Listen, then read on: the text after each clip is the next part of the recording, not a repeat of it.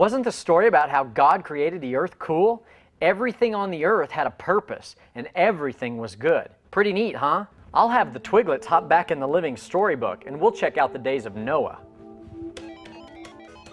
Now we'll find out why the world has changed so much. I'll just enter in the correct coordinates, Genesis chapter 6, 7, 8, and 9. All right, Twiglets, settle in. KC, start.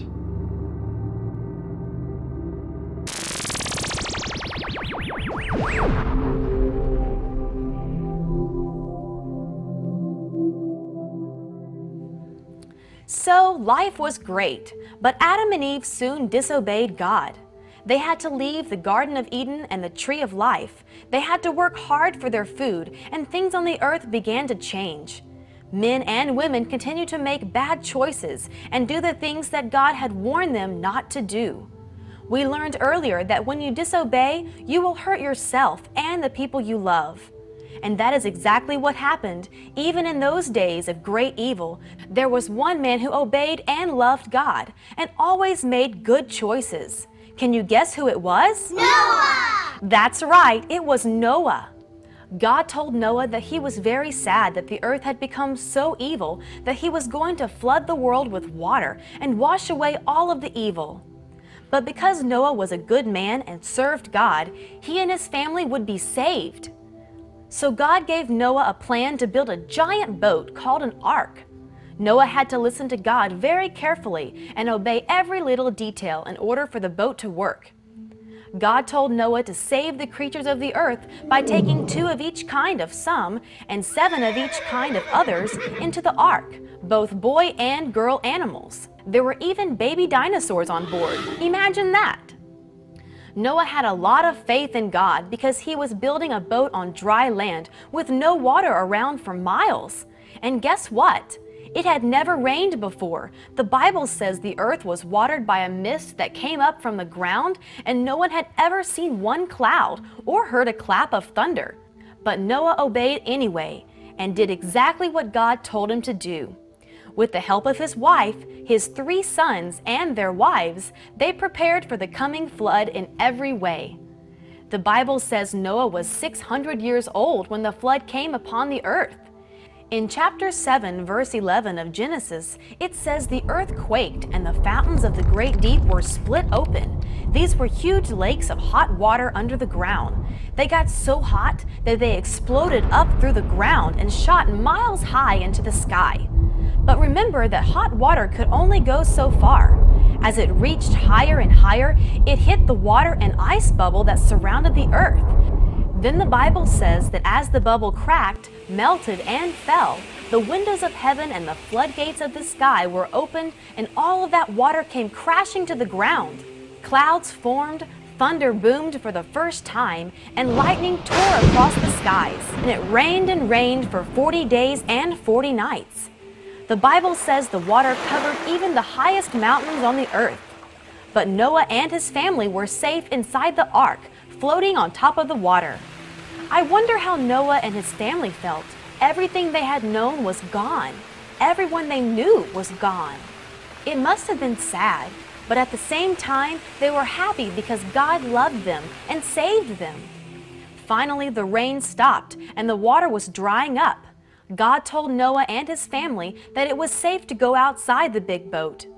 Noah was grateful God saved him and his family, so he burned a sacrifice, and it made God very happy. God showed Noah the rainbow and told him that it would be a symbol of his promise to never destroy the earth with rain again. Noah looked at the new clouds and the first rainbow in the bright blue sky and must have thought how important it is to obey God, even when you are 601 years old. All the animals went out of the ark to grow their families and learn how to live in the world after all the changes the flood had made. God told Noah that the animals would be different too. They would no longer be his friends, but they would be afraid of him. From then on, Noah would have to use animals for food to survive.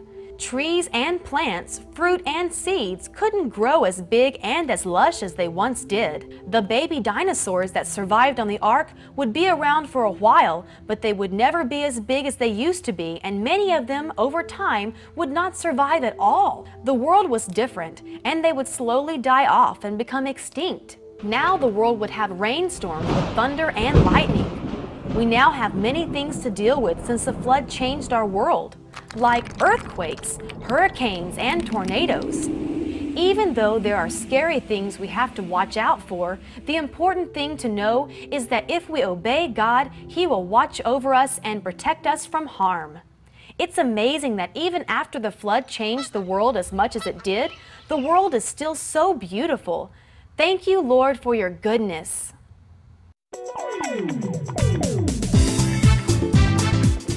Shemcetos. Can't you just smell the fresh aroma of Shemcetos? Don't settle for those generic knockoff brands. They're tantalizing and satisfying. You'll want to eat the whole box. So stock up on them, because you never know when the world will end in a flood. Now available in original and flaming hot.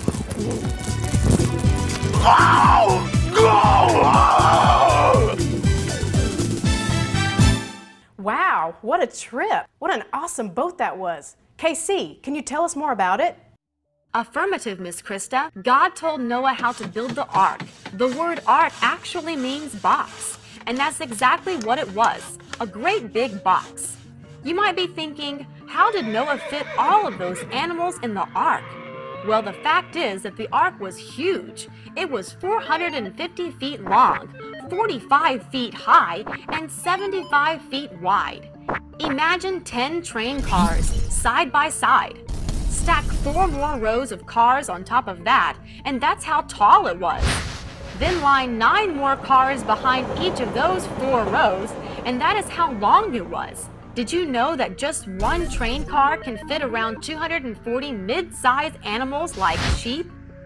The ark had the same amount of room as 522 railroad cars, so it had plenty of elbow room. Hey, with all those animals on the ark, I bet you those sheep thought it smelled bad.